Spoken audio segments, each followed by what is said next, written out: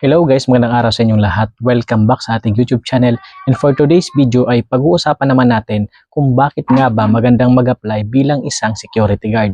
Kung naghahanap ka ng trabaho na stable job na medyo maganda yung kita or mataas yung sahod, maaari mong i-consider ang pagiging security guard. So, for today's video, sasabihin ko sa inyo yung 5 rason kung bakit maganda ang maging isang security guard. So, simulan natin dito sa unang reason. Reason number 1 ay dahil mas mataas ang sahod ng isang security guard kumpara sa ibang minimum wage na trabaho. Ang mga security guard ay minimum wage earner din naman. Kaya lang ang pinagkaiba ay mas mahaba ang oras ng mga security guard kumpara sa ibang trabaho na minimum wage.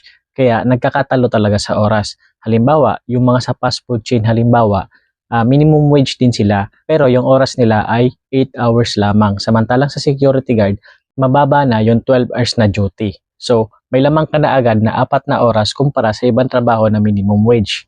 Pangalawang rason kung bakit magandang mag-apply bilang isang security guard ay dahil napakadali lang mag-apply bilang isang security guard. Sa pag-apply bilang isang security guard ay mababa lang ang qualification upang matanggap ka sa trabaho. As long as meron kang security guard license, meron kang at least high school diploma, wala kang criminal record at healthy ka, madali lang mag-apply bilang isang security guard at napakabilis pa ng deployment. Unlike sa ibang trabaho na minimum wage din naman pero parang mag-a-apply ka na sa astronaut sa sobrang dami ng requirements.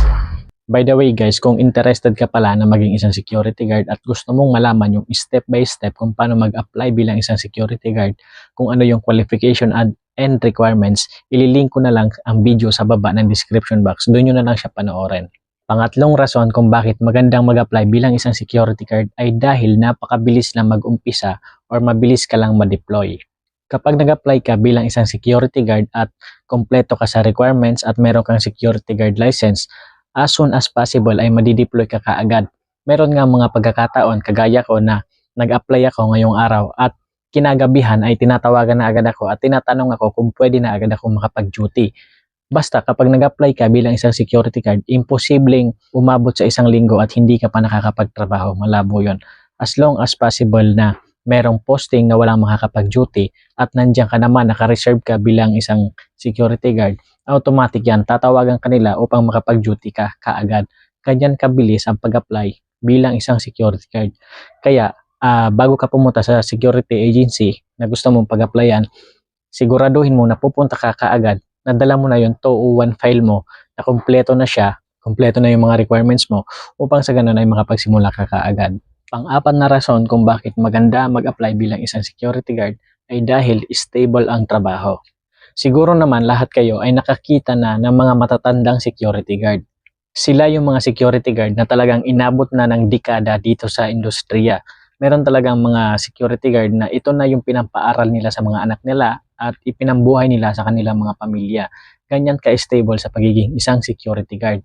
Sa pagiging isang security guard kasi ay napakaraming posting na pwede mong pag-dutyhan. Kaya naman halimbawa kung nagkaroon ka ng problema sa posting mo or kung saan ka naka-duty at halimbawa hindi ka na gusto or tinanggal ka sa trabaho doon sa posting na pinagtatrabahohan mo, yung agency mo na ang bahala sa iyo magbigay ng panibagong posting. Hindi ka na problema. Maghintay ka na lang ng tawag nila at bibigyan ka na nila ng panibagong posting. Unlike sa nagtatrabaho ka halimbawa sa isang kumpanya at nagkaroon ng problema, tinanggal ka nila, automatic mag-uumpisa ka na naman sa zero. Maghahanap ka naman ng bagong malilipatan, bagong requirements, kumpara sa pagiging security guard dahil hawak ka ng agency. Kung saan merong kulang na security guard, doon ka nila ilalagay. Kaya kahit matanggal ka sa isang posting, sobrang dami pang ibang posting na pwede mong mapag-dutyhan. Kaya marami kang makikita na tumanda na lang sa pagiging isang security guard. Ganyan kaganda ang pagiging isang security guard dahil masisigurado mo na stable ang trabaho. Pang-5 rason kung bakit magandang mag-apply bilang isang security guard, para sa akin itong pinakamagandang dahilan ay dahil ang pagiging isang security guard ay isang marangal na trabaho. Dapat kang maging proud kung isang security guard dahil lumalaban ka ng patas sa buhay, wala kang tinatapakan na tao at nakakatulong ka pa sa iyong kapwa araw-araw. Kaya dapat kung isa kang security guard ay taas noo ka at ipagmalaki mo na isa kang security guard at wag na wag mong ikakahiya ang iyong trabaho. At ayun guys, yun nga pala yung 5 rason kung bakit maganda mag-apply bilang isang security guard.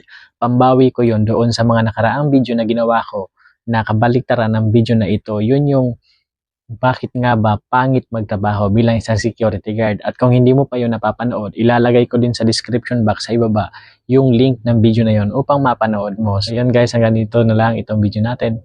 Huwag kalimutan mag-like, mag-share at mag-subscribe. See you sa next video.